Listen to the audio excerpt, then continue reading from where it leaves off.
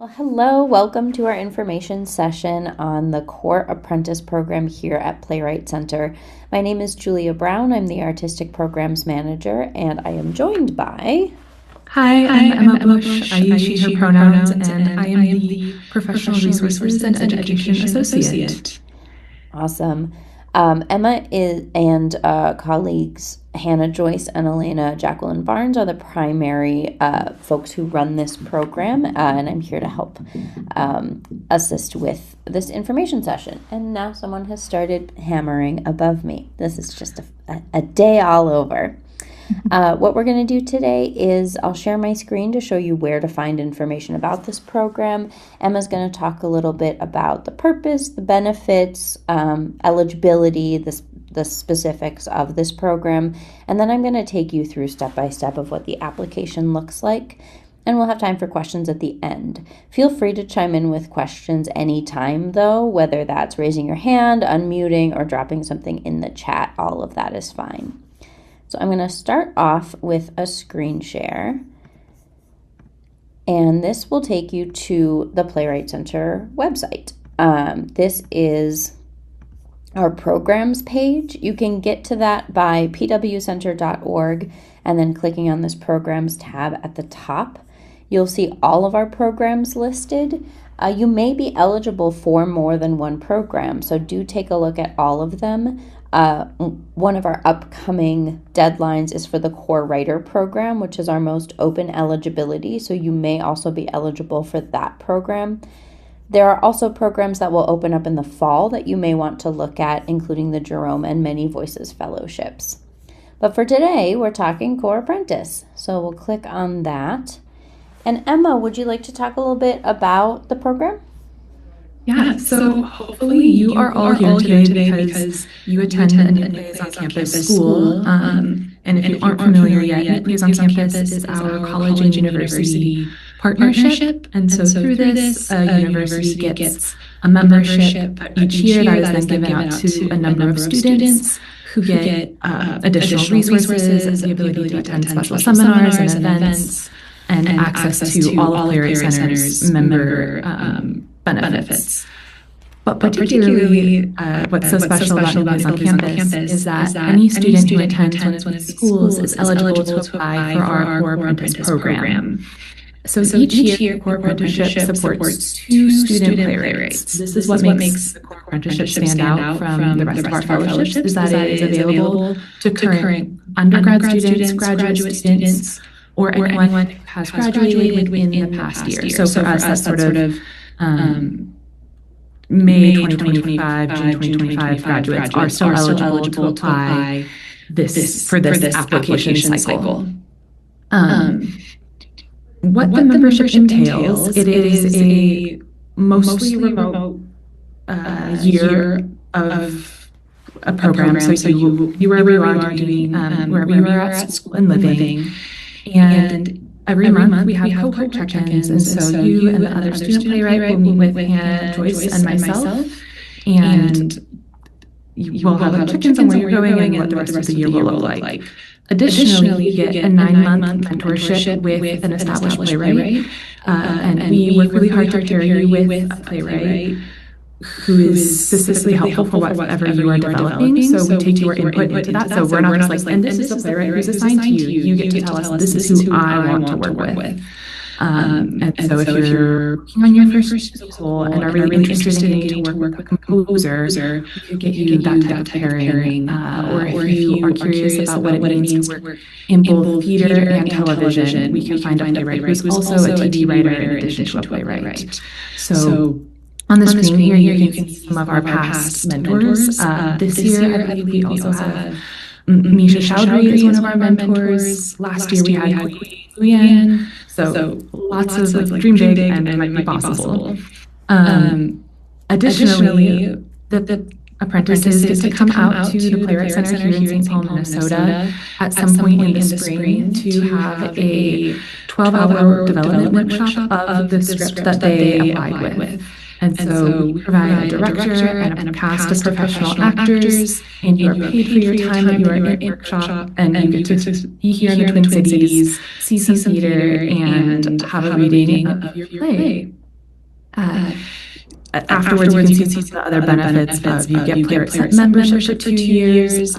We're also to take a lot of our educational offerings for free, so you can attend any of our seminars that we have scheduled throughout the year, as well as intensives. Oh, I'm seeing an audio question. Yes, Jessica, it is not just you. I am not getting the echo, but Emma has had. I was getting the echo on my end. It's more people though. Have you been able to hear what she said, or do we need to repeat some of it? I'm hearing a thumbs up. But Great. that's probably really annoying to listen to, because it's annoying for me to be listening to.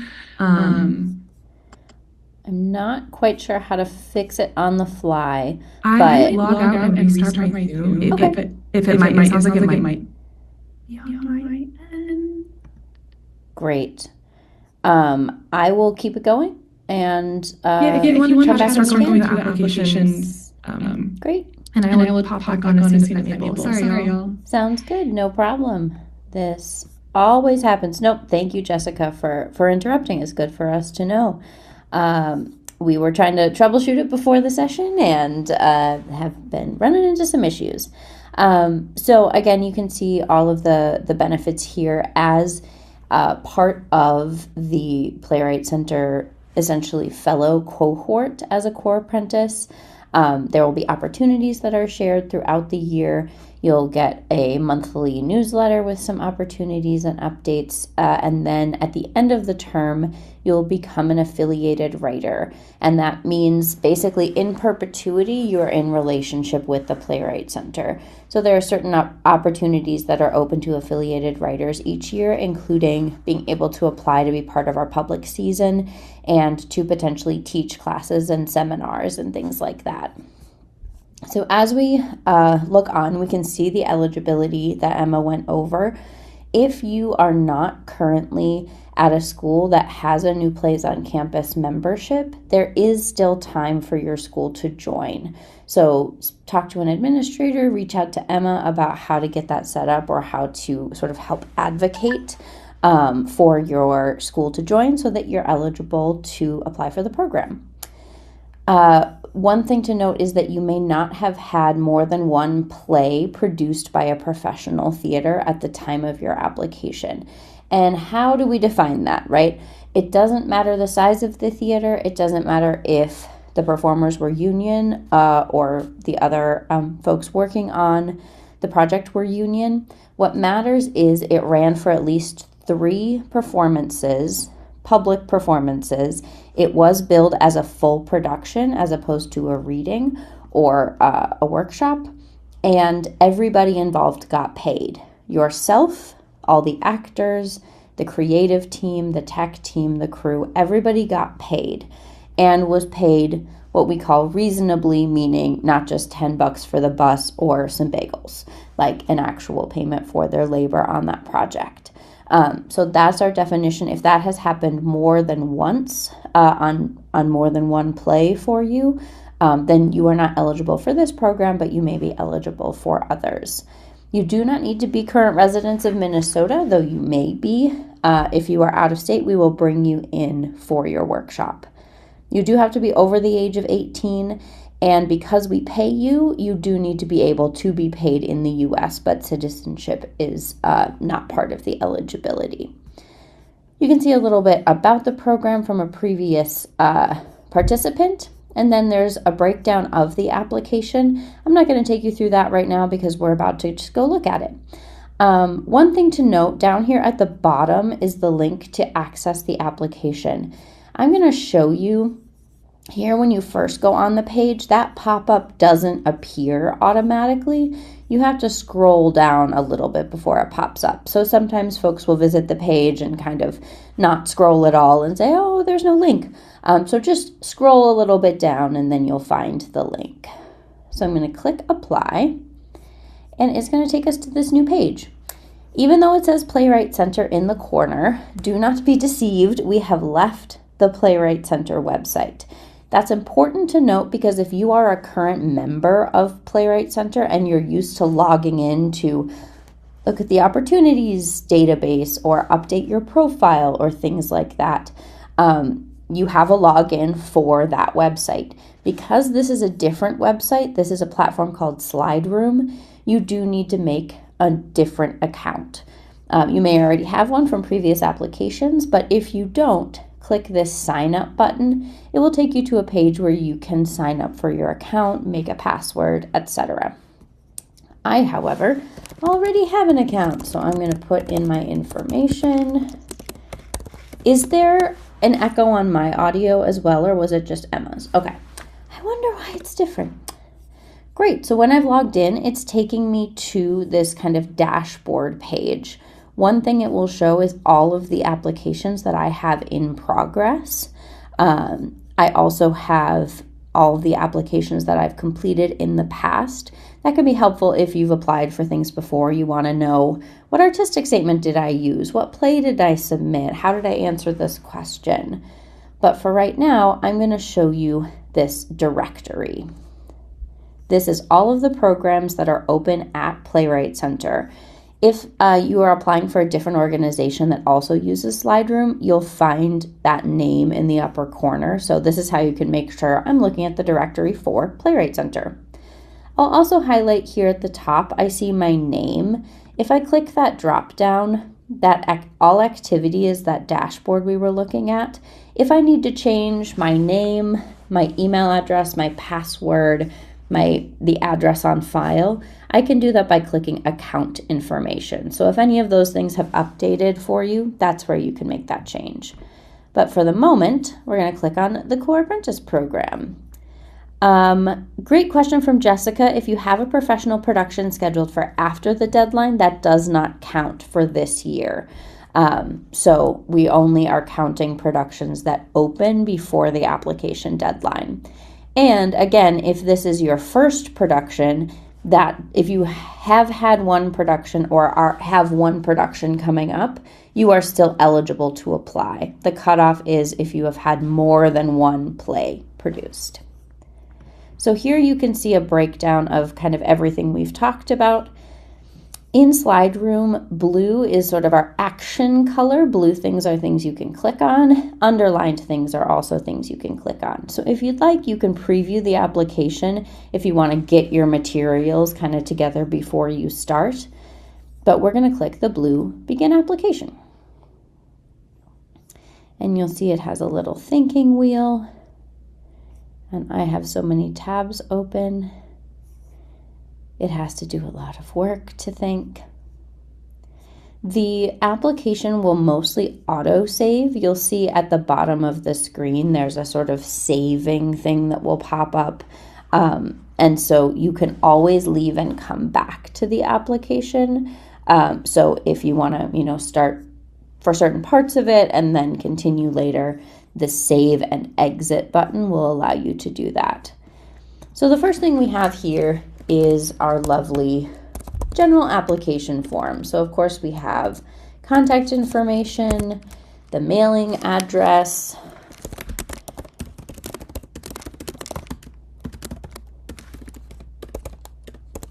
we just moved and I kind of remember our zip code. Pronouns are completely optional, but do note that throughout the selection process, the evaluators and staff will be talking about you and your work. So the pronouns allow us to do that in an accurate way. Then we've got our writing sample. I'm just going to put title as the title. And we'd love to know how you heard about the program. Whether it's through your school, through friends of yours, through our social media. That really helps us understand kind of how we're reaching people and kind of gather some of that data. Now we're asking, which New Plays on Campus school are you affiliated with? This is going to be how Emma checks to make sure that you are eligible for the program. So I'm going to pretend I'm a student at Augsburg University. And then when will you or did you graduate? Again, this is to check the eligibility. So I'm saying I'm graduating this May. If you graduated in 2025, you are eligible for this year. We have a breakdown of the eligibility yet again. We kind of reiterate some of this because you would be surprised how many people every year apply and go through the whole process of putting together an application and a writing sample, letters of recommendation, while all along being ineligible and kind of breezing through and skipping over this part. And really, we want to save you that time. We do check eligibility, and if you are not eligible, we do not consider the application. And I'm not trying to be kind of like a hammer on that, but I just this week have had 3 applications for another program where the person says, I'm not eligible, but I hope that doesn't impact my consideration for the program. And it does, because we can't award you a program that you are not eligible for. So I will read through all of those and I'm going to say, yes, I'm eligible to apply. One thing about SlideRoom is that if you click no, it is not quite smart enough to kick you out. It doesn't know like, oh, they said they're ineligible. They shouldn't fill out an application, right? So it will let you continue, but just know if your answer is no, then leave it be and work on an application for a different program like Core Writer. Then I certify this is correct information. When I want to move on to the next step, there's a few different ways to do that. There's this continue to next step button, and there's the blue next button here. They will take you to the same place. This is our next form, which is the last form that you fill out. It's a demographic information form, and I'm not going to go too granularly through this so that we save some time, but there's a few important things to note about this form. There's a long paragraph here that talks a little bit about how and why we use this information. It's something that we use to track our outreach. We also have our evaluators fill this exact same form out, so we know who is on the decision side of things and who is on the application side of things. It is also important to note that a demographic form isn't our way to get to know each person as intimately and individually as possible. It's a way to track anonymized data over multiple years, right? So you don't need to share a ton of extra information unless you really would like to.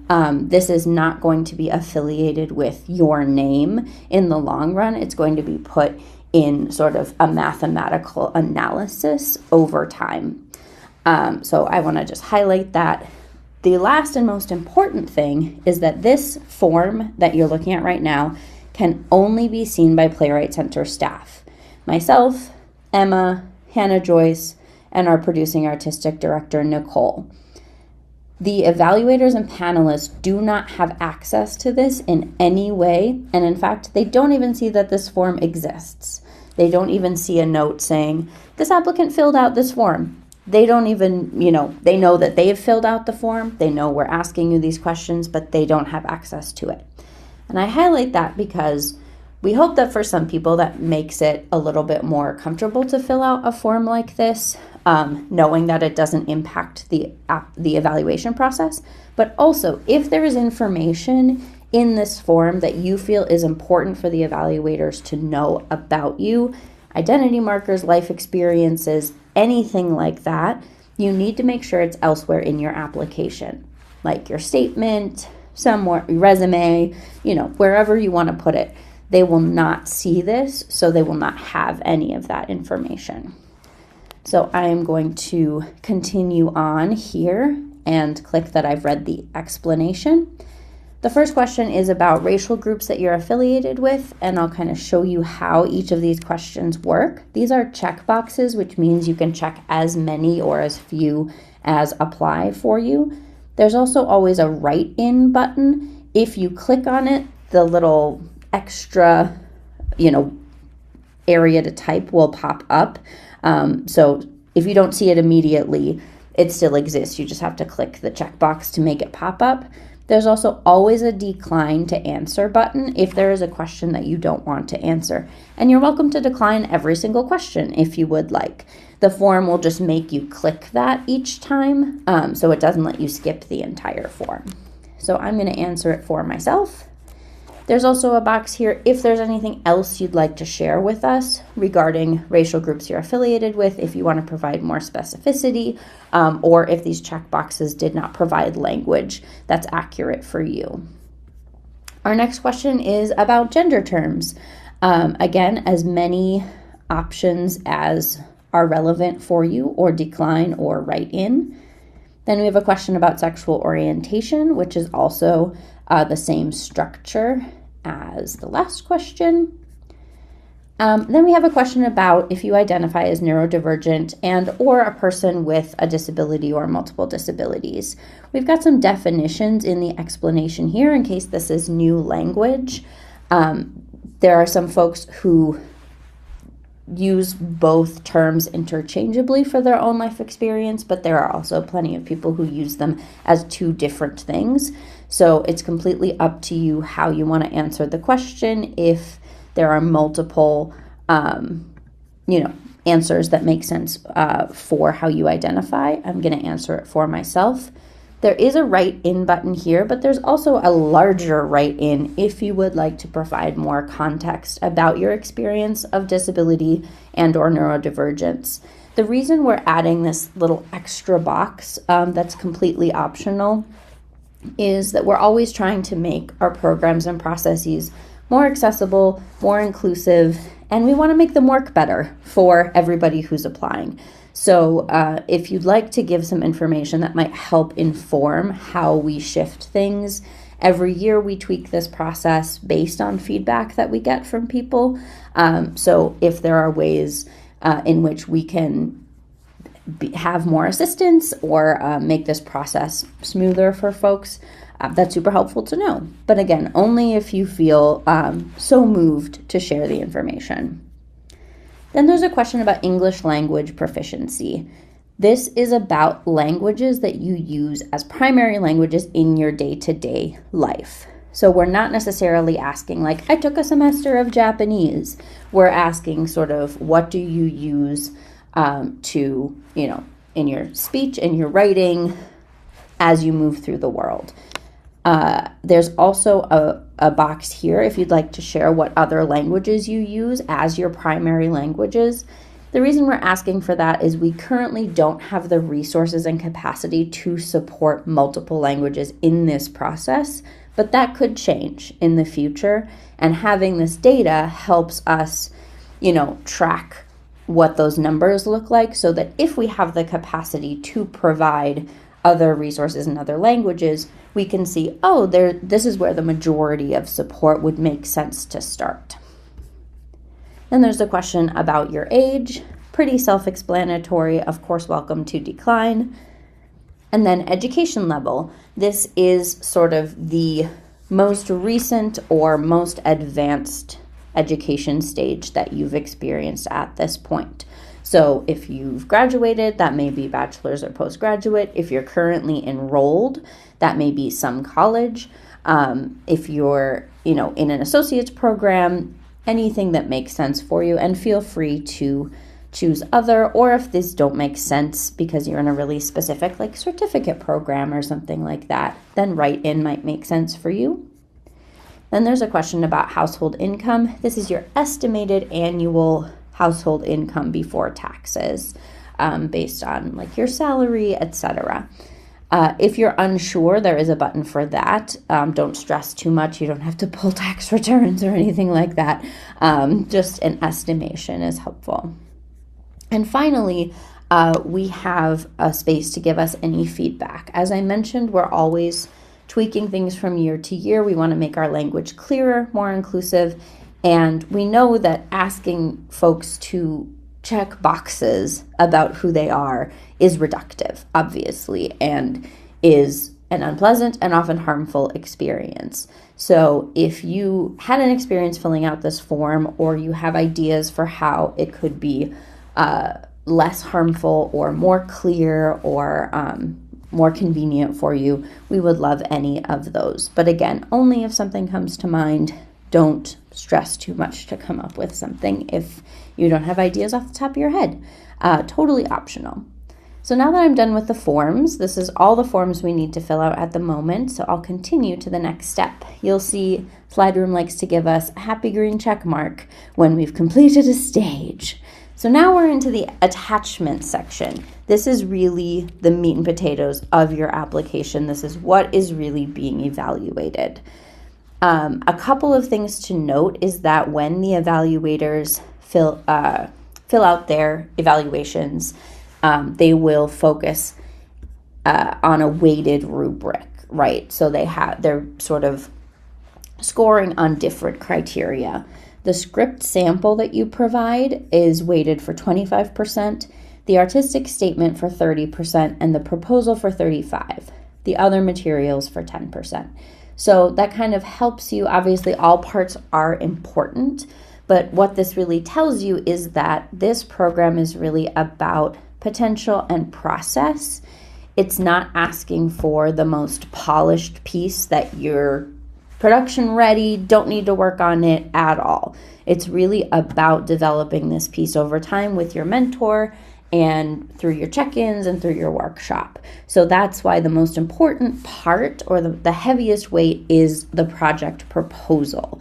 It's really kind of, what do you want to do in this program? This isn't a play award. This isn't the Tonys or the Obie or anything like that. This is really about investing in your development in your craft. There's also a note here, as I mentioned before, that the primary language that's used by all of our evaluators in this process is English. That doesn't mean we have evaluators who don't speak other languages. It just means we cannot guarantee that evaluators who read your work have a facility in another language. You can certainly have other languages in your play or in other parts of your materials. Just know that if it is untranslated or there's not a note about it, some evaluators may not understand that particular part of the application. And if that's the experience you want them to have, that it's untranslated, that's totally great and wonderful if that's your intention. But if you do want that understood, you might need to add a little bit of context. So the first thing that you're going to attach here is your resume. You'll see each of these documents says PDF only.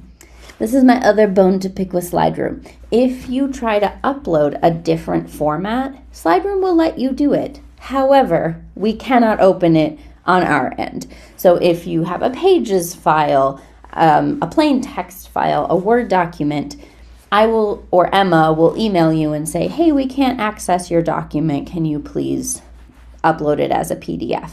If you have issues creating a PDF or you haven't done that before, you can contact Emma and she can help you out with it. Important things to think about in your resume.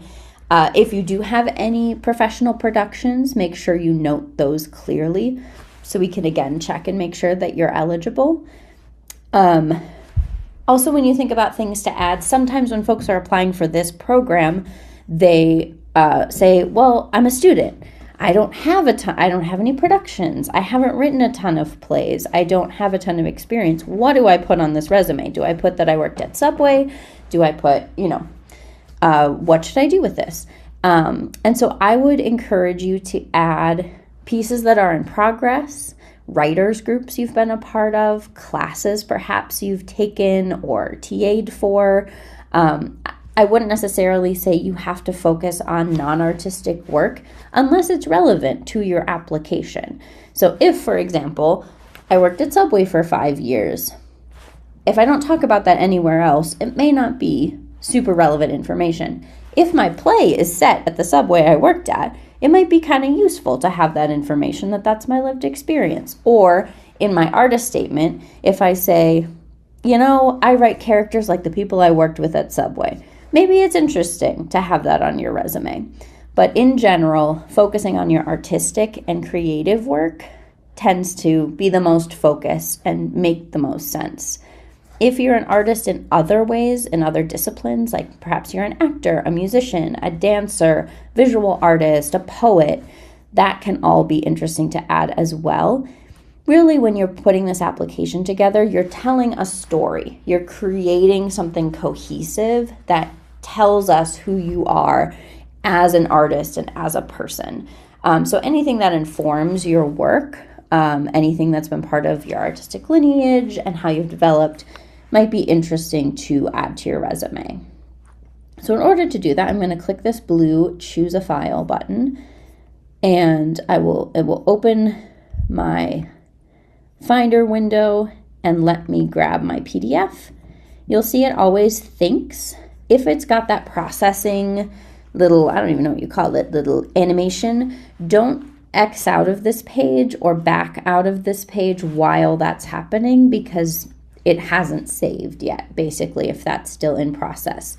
You'll know it's successfully uploaded because you'll see the file name and you'll see this little thumbnail of the first page of that document. If I come back and realize, oh, I need to update my resume, or that's not the right document, I can click this little trash can. It will get rid of the old document. You can upload a new one. The next document is the artistic statement. And pardon me, I'm just kind of keeping an eye on my chat to see if Emma is able to fix, because I would like her wisdom and input on this. But if she's not able to come back to the Zoom, I will do my... Oh, you are? But it sounds like I'm still echoing. Cool. I might toss to you just for a little brief moment. Do you have any thoughts on the resume and what to include on the resume for this program? I think you covered it as well, of just like it's both professional and educational experiences, and within an array of artistic experiences. Perfect. The next thing is our artistic statement. We are asking for 1 page. If it goes over by a line or two onto the second page, that's okay. But if it's a full page and a half, 2 pages, Emma will get in touch and let you know we need a shorter artistic statement. So do keep an eye on that limitation. And what we're asking for is for you to describe how this program, both the mentorship, the workshop, the opportunity to work with Playwright Center staff, would be transformative for you. So what are your goals? What do you hope to achieve by the end of that apprenticeship year? And kind of how does that fit into your overall trajectory, both in your craft and in your career? I would say, in our experience, some really successful artistic statements have focused on both. So not just, I want to make some connections and get a production.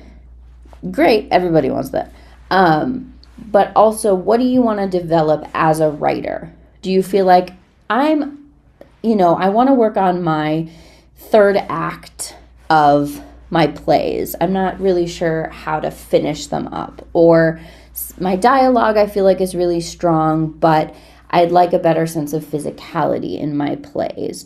Or I've written plays about my peers and people my age, but I'd really like to explore characters who are older, and that's something that I want to work on in my craft.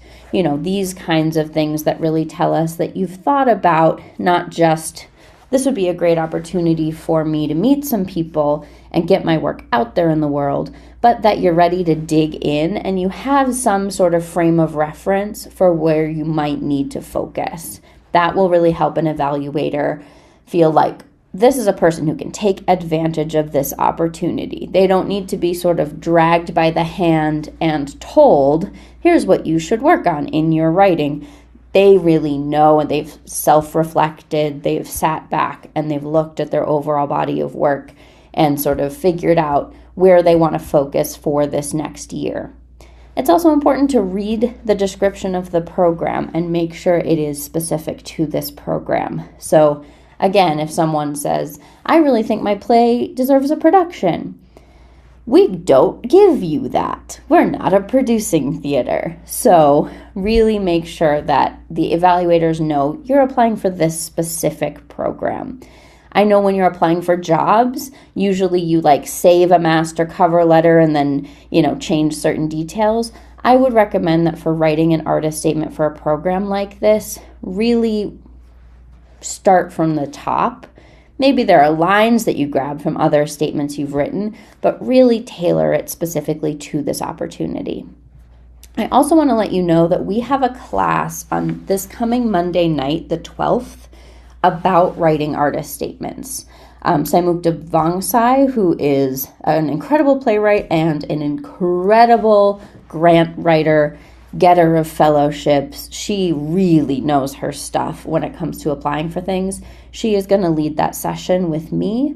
It is free. It is on Zoom. We are at capacity, but we do have a wait list, and I will be sharing the materials from that session, the slideshow, the transcript, and I think the recording as well, with folks after the fact if you'd like. So feel free to reach out to me or to Emma, and she can forward it to me if you're interested in receiving those materials. It'll be a mix of kind of advice and specific writing prompts that will take you through addressing an artist statement from different perspectives. While I get my file attached, Emma, any specific thoughts based on your experience of the program of what helps the artistic statement? I think the main... Is this echoing? I'm on my phone audio, by the way. Is it still echoing? It is. I wonder if it's echoing on, because I'm hearing myself echoing too, on Julia's. Oh, I don't hear it from any of you. I wonder, should I leave and come back and see if that makes things better? Or if you just turned your sound off while Emma's talking, if that would work. And I'm going to try talking. That's so weird. We're not anywhere near each other. No, we're in a completely different place. Cool. I will mute myself. Thanks, Asher. I think the whole thing, and this sort of goes into the next section with the proposal, is just making sure that your artistic statement, your project proposal, and your script sample are really cohesive together. And so that, as we'll go into more depth in a moment, but it's, centering who you are and where you are at now, and why all of these three things, why this program is right for you now. I'll go into more detail, I think, after the next few. Awesome. The last thing that I'll say about this is sometimes I like to talk about these application parts as prime real estate, right? And so you have both an artistic statement that's a page and a project proposal that's a page. You also have a resume. I would say it's most effective to not repeat your materials from piece to piece. You've got a really specific amount of space to get your point across and to really cover all this ground. So if you spend half your artistic statement saying, here's all the classes I've taken and here's all the plays I've written that you've already put in your resume, and if you spend your artistic statement saying, and this is my proposal, and then you have a proposal, really take the opportunity. The artistic statement is really about who are you as a writer? What are you looking to transform as a writer? Not necessarily specifically for this project, but overall in your career and your craft. Where do you see yourself fitting in to the field? Where do you see, what moment are you at? The last thing that I'll say, I keep saying the last thing that I'll say, sometimes when you apply for things, you know who the people you're writing to are. Sometimes you don't. What I can tell you about these evaluators is that they are all theater professionals. They are playwrights, directors, dramaturgs, artistic directors, lit managers, educators. They are people who've dedicated their lives to theater and are active working theater professionals. That means they know theater is important. They know storytelling is important. They know art is important. You don't have to convince them of the form or the discipline. You don't have to spend your precious page trying to convince someone that theater is worth funding, that stories are worth telling, right? Perhaps if you're applying for like a municipal grant in your city for your Parks and Rec program to do a theater program, maybe in that case you need to say theater is worthwhile. Here's why. Everybody agrees with that. It's what we do full time. It's what they all do full time.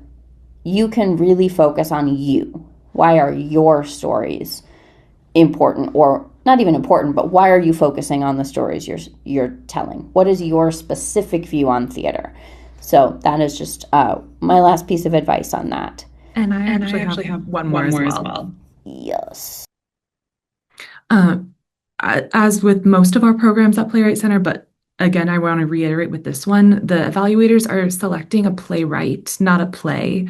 So you're choosing your script sample that you want to develop and that you are proud of.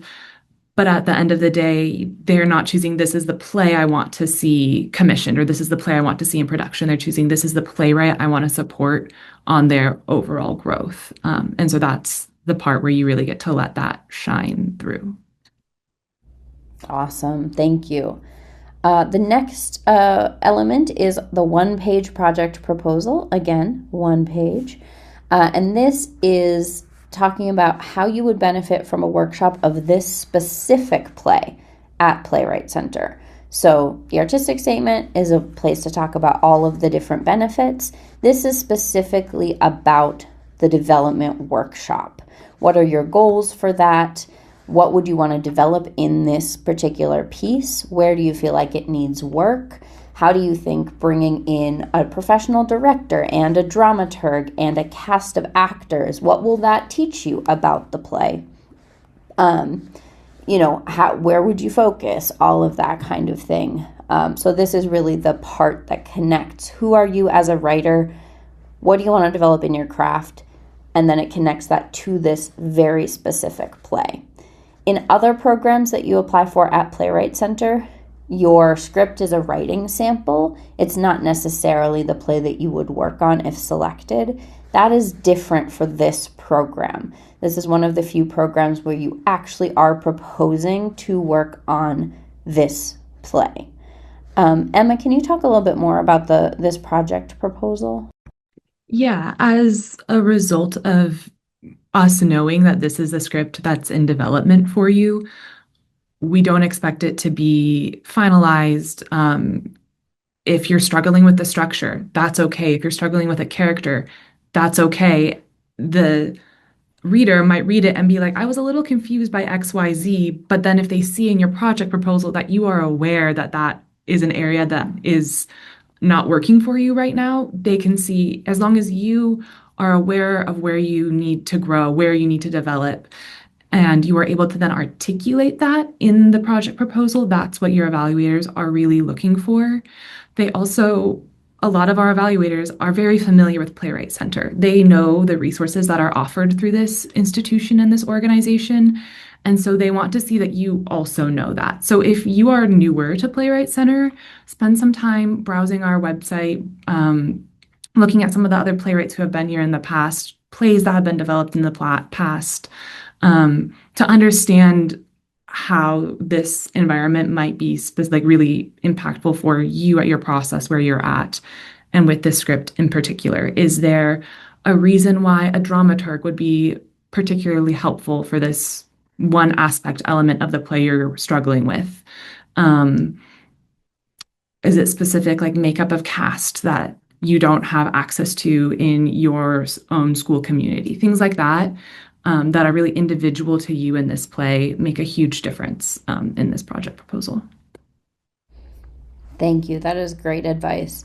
And I do want to highlight the last thing that Emma said, which is one of the things that this program gives you, and one of the reasons this program exists is because it gives you access to people and processes outside of your school, right? So professional actors of different ages, of different backgrounds that may not be represented in the pool of actors and collaborators you have been used to writing for. So if that's part of what you're looking for, definitely highlight that. And also that leads into how to pick which play you're proposing to work on. Think about that as a particular benefit. Perhaps if you have multiple plays, one of which is all about college students and you've worked on them with your current cohort, multiple times. And then you also have a play that you're equally as excited about and you have goals for, but you haven't been able to get an accurate cast for it. That may weigh what you pick, one versus another. Again, we reiterate, this is not a finished play. You're not even sending the whole script, right? This is a piece that needs work, that you know needs work, and but also that you're excited about, right? I would say it might be tricky if you wrote it last night and then you're submitting it, because in that case, you probably haven't spent the time to percolate on it and really dig into the details about what you want to focus on. So I would say something that maybe you've been living with for at least a little while, thinking about, maybe you've had a reading or a workshop of it, or maybe you wrote it for a class or a writer's group. And Ella, we will get to your question in just a moment. So that's just, thinking about which project. If you've written one play, that makes it pretty easy to pick which one you're going to work on. But I think to get a sweet spot between, I've been working on this forever and it really just needs a final polish and we're good to go, versus this is brand new. Like, I have no idea where it's going. All I've written is 15 pages, and I really won't know what I need until I've worked on it more. So I think that's sweet spot. There's not really any rules about when the draft needs to have been written, but I would say if it's a piece that you wrote a few years ago, you may want to give some context in your project proposal about, like, I put it down and I want to pick it up again for these reasons. Or there was a version that I wrote, when I was a freshman, and I really want to knock the cobwebs off and I'm revisiting it and I've updated my draft. Because sometimes if there's a year on it that says, 2019, the evaluators might say, oh, I wonder why they picked this slightly older play. What have they been doing since? Have they been working on this play for 7 years? Giving some context for that might be helpful. You're going to be asked to give a 15 to 25 page sample of the play that includes a play synopsis and the casting description. And Emma, tell me if I am wrong, as this is very much your program, but if when we talk about the synopsis, actually I'm going to frame this as a question. Emma, when we talk about the play synopsis, are we asking for, if you know where the play is going, outline kind of the beats of the play or sort of the whole plot that you know about? Or are you thinking of it more as like a blurb teaser, like you would put on marketing materials that kind of doesn't necessarily spoil things but gives you a sense of the themes? What do you think would be most useful for an applicant? Leaning towards the second one on that one. So just like a brief kind of tagline, short description. If you move on to the finalist round and you don't have the full play written out yet, that's at what point you'd be more than welcome to include the roadmap. This is where the rest of the play goes. I don't have the final 3 scenes written yet, but here's where I envision it. We do want these samples to enough to orientate the readers so that they're not dropped in blindly, but we want them to really evaluate and stand in those 25 pages, rather than be like, I really didn't get much out of this sample, but it said it was going to do this. We want the writing itself to be the main focus. That's awesome. Thank you. I'll talk a little bit more about kind of rules and regs, and then I will toss to Emma about the all-important question of how to pick that sample. A couple things that I want to highlight in here. This is an individual program for a single playwright. So we cannot accept a co-written play because it will only go to one of you. We also need to be able to evaluate your work specifically. So if this is a script for a musical, you must be the book writer. Also, if there are lyrics, you need to highlight who wrote the lyrics, if that was you or if you had a separate lyricist. Basically, the evaluators need to know they're evaluating your work. If you move on to the finalist round, as Emma mentioned, you will be asked for the full draft of the play. Again, knowing this is a play that is very much in process, you won't be asked for a polished production-ready draft as a finalist. One last thing is, if you are applying with a musical or something that has perhaps had a student production or something like that, you may only submit the text. So no sheet music, no audio files, no video files. If there are hyperlinks in your script, we will be asking you to either take them out, or we will be directing all of the evaluators not to follow the links. They'll be told not to look for supplementary materials, so no demos, things like that. So Emma, I know we have a couple of questions in the chat. Awesome, thank you for that. Emma, can you talk about what's the best way to pick that sample? What part of the play? So a few best practices, and yeah, page count, that was what I was going to start with. The 25 pages, we do give a wiggle room of about 2 pages. We start page 1 on the first page of dialogue or scene description, stage directions. So if you have a title page and then a single page of character breakdowns and that little synopsis, so that could be 1, 2, 0, 0, and then we'll go through 25. But make sure that those extra pages at the top aren't like 5 additional pages of a break, like we were talking about earlier, a full breakdown of the script, or extra long. But it is a strict 25 page once the scenes start. So I will be going through and checking, and I might have to email you and say, sorry, you're a page or 2 over. Can I get a fresh PDF with a few last pages taken out? So just be mindful of that, because I don't want to have to do that, because I don't like taking away your writing. But as I'll just reiterate from the question in the chat, the synopsis can go on that character breakdown page at the top of the script sample. It doesn't need to be in the project proposal. So yeah, also don't need to outline the entire play, what it's about in the project proposal, because they will learn that from the script sample. As Julia said, no need to duplicate information. As for where to select your sample from, often folks select their first 15 to 25 pages, and that is often successful because it is how you're setting up your play. The readers are guided into it as an audience is guided into it. But it doesn't have to be that. If you feel you have a stronger section somewhere, whether that's just a stronger character moments, a really vibrant scene between 2 characters that you feel is a better demonstration of your work, that is more than okay to do. As we said, you have that synopsis to sort of set it up a little bit. Something that came up a couple of times last year is that all playwrights use space on their page differently.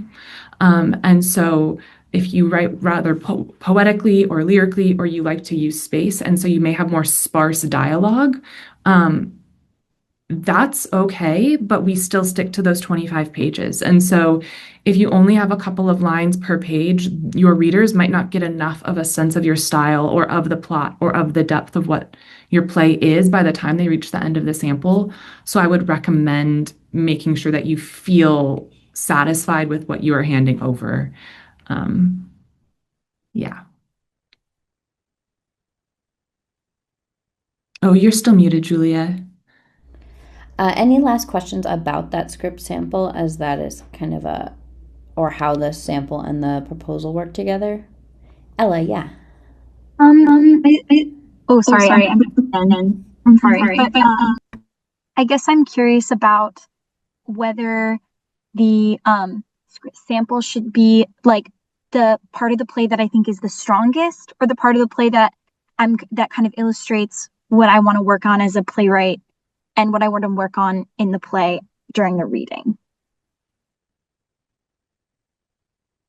That's a really good question.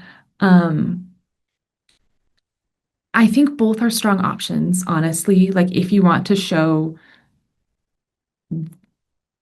like this is what's really strong and this is what's working and this is what I can do as a playwright and this is where I want to grow later. That is, I think both are persuasive, and it just depends on how you frame your application. And that's where it really comes into what is the whole picture, not just the sample, not just the project proposal. Yeah, Jessica. I have the play that I'm thinking about submitting has let's say about 20% Spanish throughout, maybe more. I'm thinking, how can I include the translation for evaluators without it taking too much space? I don't know if I can add an addendum at the end. Yeah, I don't know. What do you suggest? Julia, I'm not sure if you have more experience with this specifically. Yeah, there's a number of different ways that I've seen this done. Sometimes folks do like a line in Spanish, and then underneath it or following it, a translation, a parenthetical, italicized, bolded, something like that to distinguish that this is a translation. Sometimes folks like to use a footnote if, for example, it's only a few lines per page or a few words per page, so that people can see the translation. I have also seen folks do, I had a play recently that was majority or had a lot of Korean in it, and what they did was a side-by-side, essentially like a table structure that had the Korean dialogue here and the English dialogue here, so that, when this particular character was speaking, you still knew, okay, when this, character's on stage, they're speaking all Korean, but this is what they're saying, so that the reader and the actor have that information. And then sometimes people do if it's, say, one monologue, perhaps they might say, look at the end of, the script for the translation of this monologue. I would say it tends to be easiest for a reader to track if they don't have to switch back and forth between, the end of your sample and the beginning of your sample, also because they're reading this right on a screen, so they're scrolling, so it can be a little tricky to go, okay, I gotta scroll down to page 25, and then I gotta scroll back to where I was on page 7. So usually if you do want to provide a translation, to have it somewhere near the language that you are translating probably will help that process be a little bit smoother. So those are just some ways that I've seen. I'm sure there are other creative ways to do that. And maybe a note at the beginning of your script that says, read text is translation, isn't read by the actors, or to see the Spanish translation, here is where, here's how you look at that. So you can kind of teach the reader how to navigate your script in a way that I think a lot of playwrights do. This is the symbol I used for this. This is what happens at the end of a line, any way that you sort of orient your reader to your script. Emma, I have one more question about this. Is it, in your experience, more effective to have one running set of 25 pages that happen in a row, or can people break it up and do 10 pages from the first scene, 10 pages from the third scene? Are there rules about that, or things that you think are sort of the best choice? You are able to break it up. And so that kind of goes back to Ella's question of like, well, I sort of want to do my strongest and I want to show the area of growth. That is one way you can do it. I would just make it clear that there is a jump happening when that happens, so that the readers don't go from, wait, we didn't know this, and now suddenly we discovered this information. When did we discover it? Making that clear. And so both are possible. And I would say, again, go to what supports your script the most. I think more often we get single sections in longer chunks. That doesn't mean that that's the only or right way to do it. One thing that I will add to that point, and also as somebody who runs a program that is for other theater artists that sometimes has video clips, is theater is often, so not this program, this doesn't have video clips, but it's a similar structure of putting parts of pieces together, right? Theater has a duration to it as an art form, and so do be aware if you are going to cut your piece up, if the build of a scene or the arc of a moment is really important to get a sense of your writing and what's happening, that can be hard if every 5 pages you're jumping, for example, and just the most climactic moment, or like just that really sick monologue that I wrote. If it's important, I would really read your full play and really say, okay, if this moment I find really effective, or this moment is what I really want to work on, if it takes lead up or lead down in order to experience it the way you intend, just keep in mind what information your readers have, right? They're not in your head. They don't have the experience of the rest of the play. And so sometimes what I've seen in other programs is, here's a really quick clip of something I'm great at. And here's a quick clip of something I'm great at. And I'm great at all these things. And then for the panelist, it's like, oh my God, all these big things happening one after another. And there's crying. And then it's so funny. And then this is happening. Ah! And maybe that's how you wrote your play. You want it to be overwhelmed. You want it to be sensory overload. If you didn't write a play that has those elements, keep in mind, are you presenting the play as it is and as the way you want it to, knowing that this person has zero context? So that is my last piece of advice on that, as somebody who's seen a lot of whoa, overwhelming stuff. So these are our materials. This is the big part of the application. So I'm going to click next, which takes us to the references section. What Slide Room calls references, we call a letter of recommendation. So you are asked for one letter of recommendation from either a faculty member that you've worked with or another individual who is familiar with your work as a playwright. Playwright Center staff and current board members can't write letters for you. So this letter should talk about why you would benefit from a core apprenticeship at this point in your development, what are your strengths as a writer, and what areas do you have room to grow. We'll talk a little bit more about, advice for this letter, but I'll first show you how to request it. Letters are due at the same time as the rest of the application, so please reach out to your letters of your recommenders now, as soon as you can. We are about a month away from the deadline. You want to give people time to write something really thoughtful. If you don't ask them in advance and they just receive the automated request, they might delete it. They might not read it at all because they're not prepped for it. And if you don't ask them in advance far enough, they may say, I don't have time to do this. It's really application season, which means it's letter of rec season, especially for faculty members at colleges and universities. So what you're going to do, once you've spoken to that person and they said, yes, of course I'll write you a letter, click Add Reference. And what it's going to do is ask for their name. You can provide any other information if you'd like, but the things that are required are their name and their email address. So I'm going to have my friend Emily write the letter for me. You might want to put a message saying, hi, this is the letter we talked about.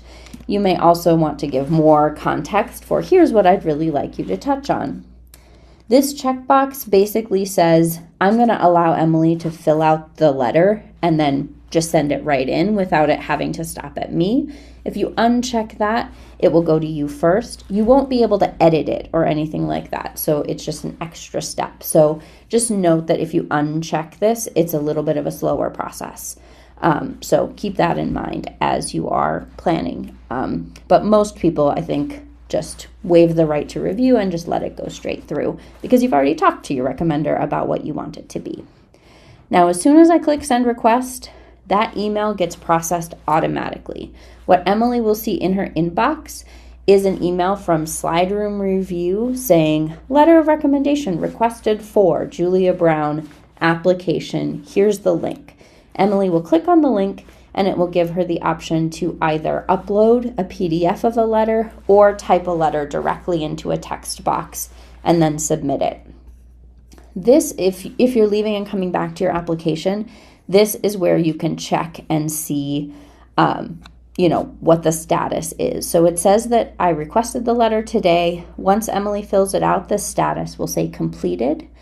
If Emily says, oh, I deleted the link, can you please resend it? You just click this button. And if Emily comes back and says, I have a new email address, actually, I can click edit and put the new information in, and it will resend that request.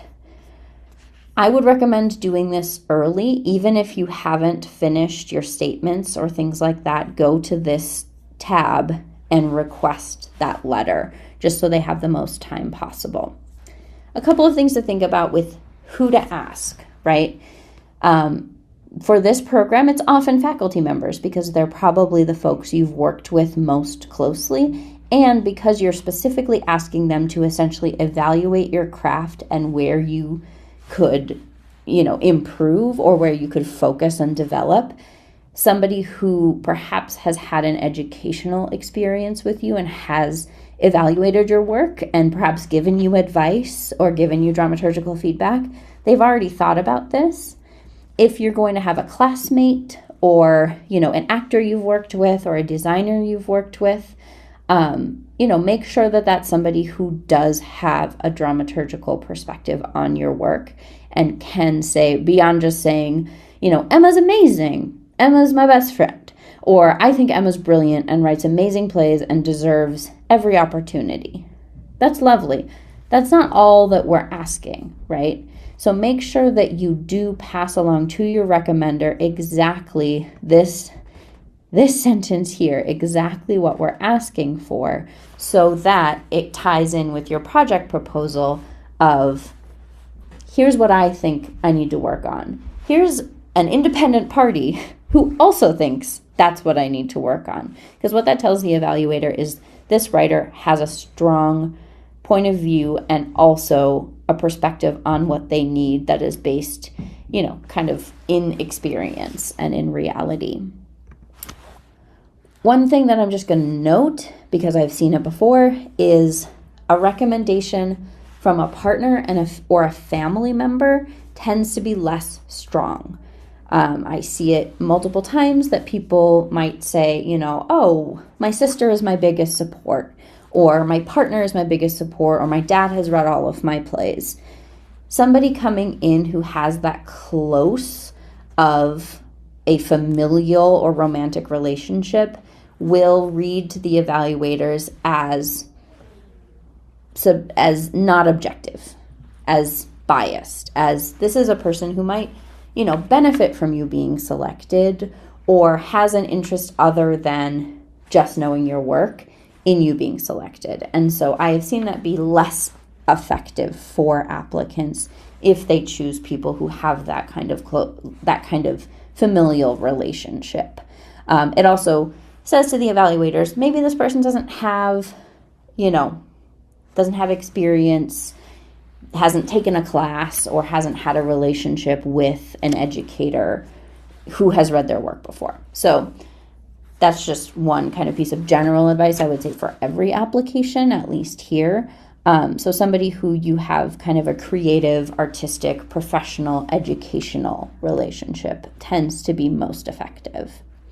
Emma, I would love your thoughts on choosing a recommender and also teeing them up to write a strong letter. Yeah, I think everything that Julia has already said, reemphasizing it's great when it's someone who has seen you develop work. So if it's someone who has seen you in a workshop setting in the past is a really strong recommender, because they can speak to how you are in a collaborative setting in a room and why you would benefit again from that experience. I think it's always helpful to send your recommender the program page for which you're applying so that they know they write so many recommendations. They may or may not be familiar with the Playwright Center and the core apprenticeship. And so a letter just stands out a little bit more when the writer is able to be specific about the student and Playwright Center and the program, rather than just general. And finally, you are welcome to reuse letters from previous years. So if you applied last year and feel still strongly about that mentor who wrote it and want to use that same letter again, you're welcome to.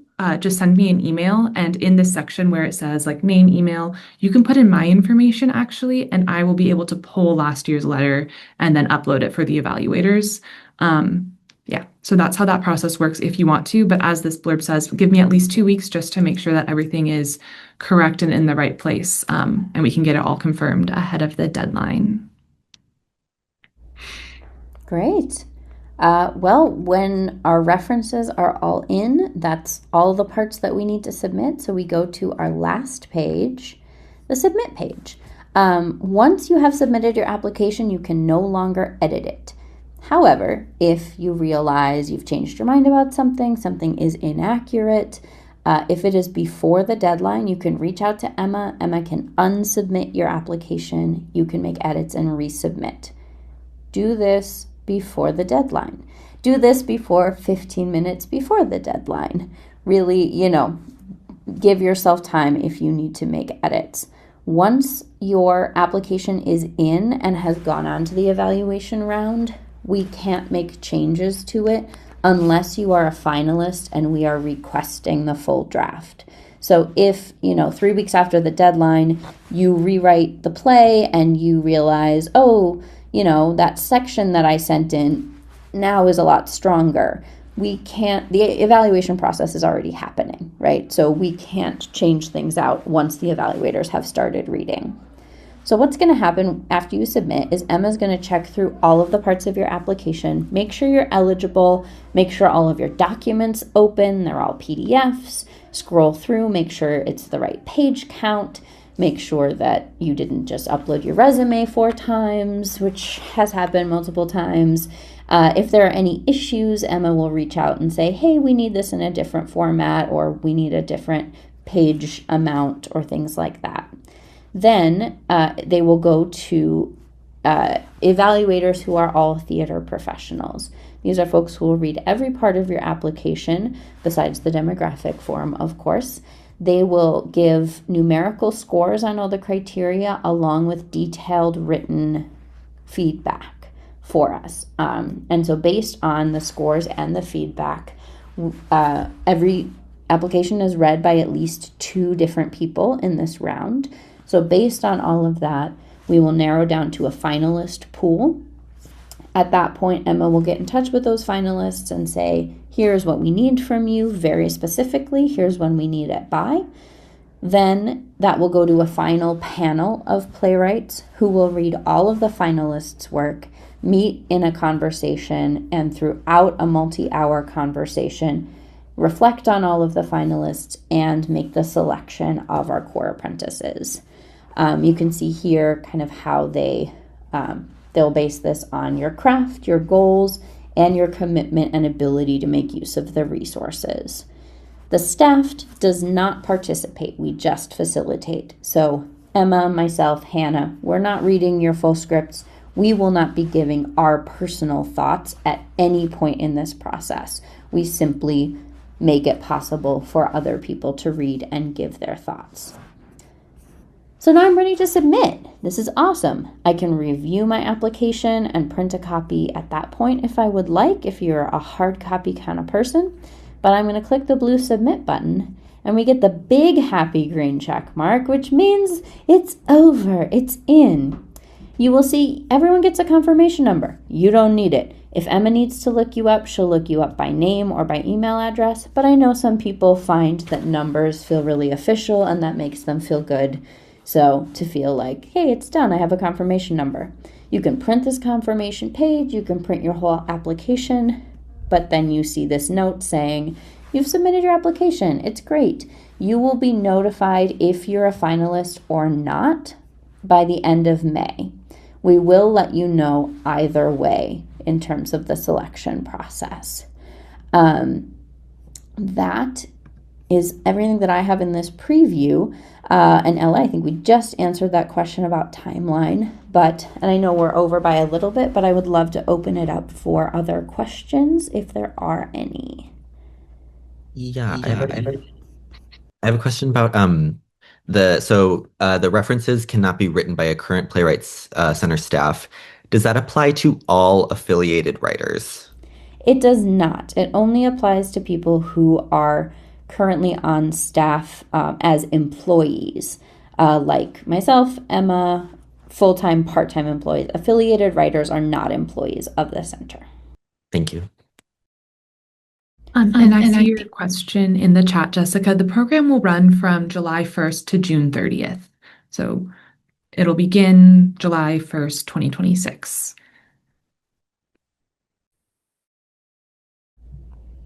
Great. Any last questions or thoughts? This recording will be available on the website in the next day or two if you need to revisit any part of it.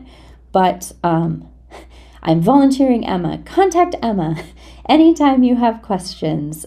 She's really the wisdom behind all of this. And please ask your questions early. And ask your questions. People say there's no such thing as dumb questions. A late question is going to be more inconvenient for you than a dumb question. So if there's something that will impact how you fill out your application, make sure you give yourself time to make those decisions after you get the answer. And also know that it's application season. So Emma's got a lot of questions coming in from a lot of different people. So just really build in your time. I also want to highlight one thing that we have on each program page. We have a conversation with previous core apprentices, and that can be an interesting watch to really see what kind of benefits this program has. And then there's this link here, which is advice from previous applicants and fellows who've been selected. I highly recommend taking a couple of minutes to read that because these writers are so insightful. They've applied, most of them, multiple times and then were selected. So they can really speak to what made the difference, how they sit down and actually approach an application, how they select things, all of those kinds of things. And particularly if you haven't applied for a lot of fellowships before, and maybe this is your first program that you're really applying for specifically as a playwright, that is such a great place to start to get some wisdom and some tips and tricks. So do take the time to do that. The last thing that I'll say is we offer feedback on every application if you would like it. So whether you're selected or not, that is open to you. If you're not selected this year, you'll be notified via email. And in that email, it will say, here's how you request feedback on your application. And then over the course of the summer, Emma and I will provide that feedback from the evaluators. So we hope that whether or not you're selected this year, you will still get some useful information about your work and your statements to help you write more successful applications in the future, both for Playwright Center and for anywhere else you're applying for. With that, I have one more. Okay, great. Thank you so much for joining us. I am going to stop the recording, but reach out anytime, and we cannot wait to see your applications.